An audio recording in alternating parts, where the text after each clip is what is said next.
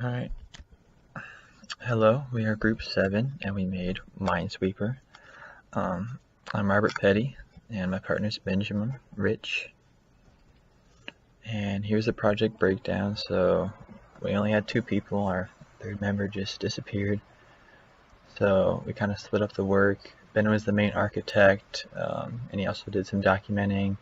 He handled the main and board classes, and then I was the tester and I handled the cell class and also the cell testing. And here's a little diagram describing the links between the classes. So as you can see, the main class creates the board, and then the board has most of the functions in it, and it pulls some data from the cell class.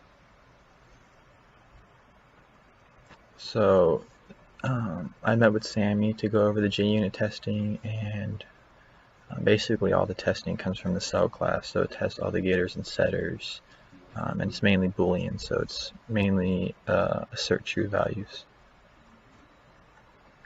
And some takeaways from the project: the jump from in-class difficulty to the project difficulty was a big hurdle, but I think we handled it pretty well.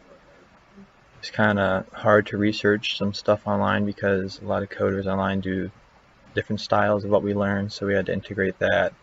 And then we had to research how to do grid painting, different cell styling, a lot of for loops, mouse events, and then communication between the classes.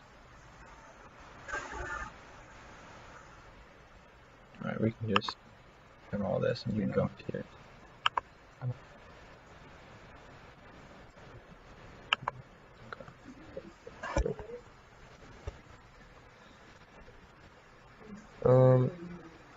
Hey, I'm Ben. Yeah, a little bit more on the takeaways. We didn't really use a controller or a GUI controller or anything, so that was also a learning point or a takeaway. Just working with everything within the code, and yeah, not using the scene builder. But looking at our code or the game, yeah, it's not fully functional. It doesn't do the cascading effect with recursion, so that's something we have to add. But it does check around each of the cells clicked to see if there's a mind, so that's all working pretty well. And it also has randomly generated mines throughout the game, and if we do hit a mine, it also has pretty cool styling effects, I think. So we hit a mine, comes up with the second window, tells you that you lost, and if you want to restart the game, you just click this and it generates a whole new game.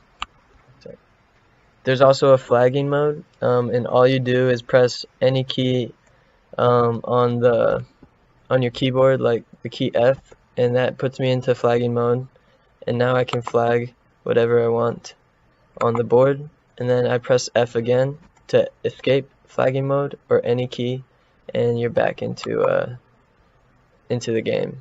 And so that's how that works. And yeah, the game doesn't have all the functionality that we wanted. We didn't have time to do that, but it does have randomly generated mines. The biggest thing is not having the cascading effect that would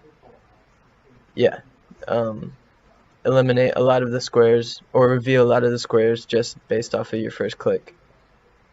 And also the win game is not working right now, but our lose game is. Yeah, it tells you if you lost, if you hit a mine. So here's a look at our code. We got the main, we got the board, we got the cell, and we also have the cell test.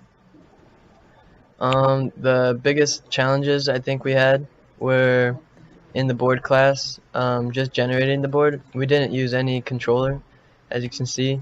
We just generated the board going throughout right here. So we made the cell array, and then separately we generated all the buttons for the cell right here.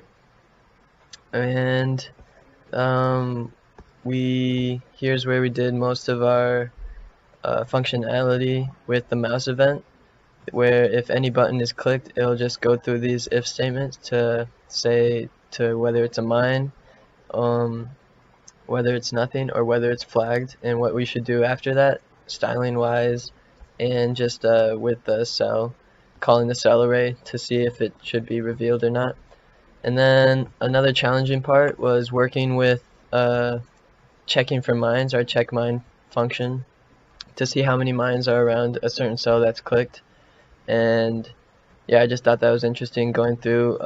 At first, it was just frustrating because you have to deal with the corners and all the sides. So this check mines function got really long for how many times I had to check whether the X value was 0 or if it would be out of the index position where it would just return an error. But those are all dealt with, so the game plays pretty smoothly.